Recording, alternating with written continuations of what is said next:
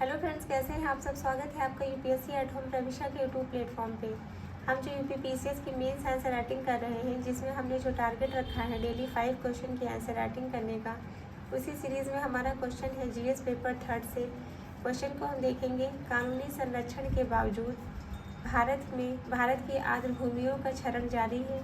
आर्द्र भूमि संरक्षण के कार्यान्वयन में क्या चुनौतियाँ हैं और इन परिसंपत्तियों की सुरक्षा के लिए कौन से नवीन दृष्टिकोण अपनाए जा सकते हैं।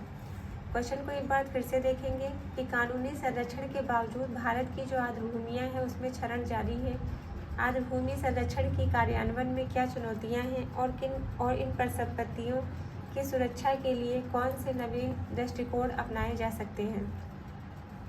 तो सबसे पहले हम इसका इंट्रो देंगे। इंट्रो में बताएंगे कि आर्द्र भूमियाँ जैव विविधता, जलवायु नियमन और आजीविका के लिए महत्वपूर्ण हैं। इसके लिए जैव विविधता के लिए और जलवायु विनियमन आजीविका के लिए महत्वपूर्ण है, फिर भी भारत में इनका क्षरण तेजी से हो रहा है। आर्द्र भूमि संरक्षण और प्रबंधन नियम 2017 और रामसर अभिसमय जैसे कानूनी ढांचे के मौजूद हैं, लेकिन 7.7 लाख हेक्टेयर आर्द्र भूमि में से 30% से अधिक जो आर्द्र भूमियाँ हैं वो क्या है, खतरे में है। मतलब 7.7 लाख हेक्टेयर आर्द्र भूमि में से जो इसका 30% जो एरिया है वो क्या है, खतरे के अंतर्गत आता है।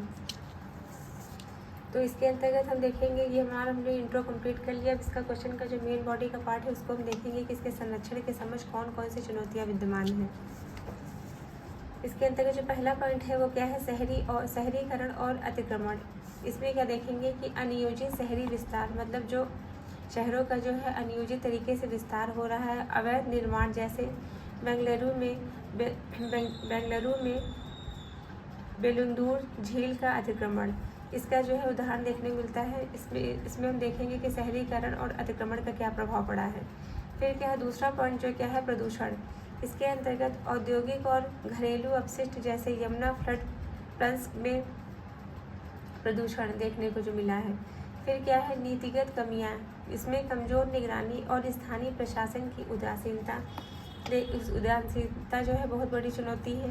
फिर क्या है जागरूकता की कमी, स्थानीय जो समुदायों में आर्द्र भूमियों का महत्व को समझ नहीं पाते हैं। मतलब जो स्थानीय जो वहाँ पे जो लोकल लेवल के जो लोग जो रह रहे हैं वो आर्द्र भूमियों की इम्पोर्टेंस के बारे में उन्हें कोई भी जानकारी नहीं है। फिर क्या है जलवायु परिवर्तन। इसके अंतर्गत समुद्र स्तर में वृद्धि और अनियमित वर्षा से सुंदरबन जैसे क्षेत्र प्रभावित हो रहे हैं। दिन पर दिन जो है जलवायु परिवर्तन के कारण क्या हो रहा है, समुद्र का स्तर बढ़ता जा रहा है, जिससे अनियमित जो है वर्षा से अनियमित जो है जलवायु परिवर्तन के कारण जो है क्या हो रहा है, समुद्र का स्तर बढ़ रहा है और जो अनियमित जो तरीके से जो वर्षा हो रही है, जिसके कारण सुंदरबन जो है क्षेत्र वहाँ का प्रभावित हुआ है। नवीनतम दृष्टिकोण देखेंगे। इसके अंतर्गत क्या है कि प्रौद्योगिकी का उपयोग। इसमें सैटेलाइट मैपिंग और प्रौद्योगिकी के उपयोग के अंतर्गत बताया गया है कि सैटेलाइट मैपिंग और जीआईएस का फुल फॉर्म होता है जोग्राफिक इंफॉर्मेशन सिस्टम। इसके अंतर्गत बताया गया है कि मतलब भौगोलिक सूचना प्रणाली से आर्द्र भूमियों की निगरानी, जैसे इसरो की वेटलैंड इन्वेंट्री। ये क्या होता है, जीआईएस का फुल फॉर्म होता है भौगोलिक जो है सूचना प्रणाली। यह एक ऐसी प्रणाली है जो भौगोलिक डेटा को एकत्र करती है, संग्रहित करती है और विश्लेषण प्रदर्शित करने के लिए उपयोग की जाती है। सेकंड क्या है, सामुदायिक भागीदारी। इसके अंतर्गत स्थानीय समुदायों को संरक्षण में शामिल करना और जैसे चिल्का झील में मछुआरों की भागीदारी। मतलब जो लोकल लेवल पे जो लोग वहाँ पे निवास कर रहे हैं उनको उसके बारे में जो है जानकारी देना कि वेटलैंड की जो है क्या इम्पोर्टेंस है, उसके बारे में उनको अवेयर करना और उसके बाद में उनको जो है क्या करना, उनको ही जो है उसकी प्रोटेक्शन के लिए जो है शामिल करना।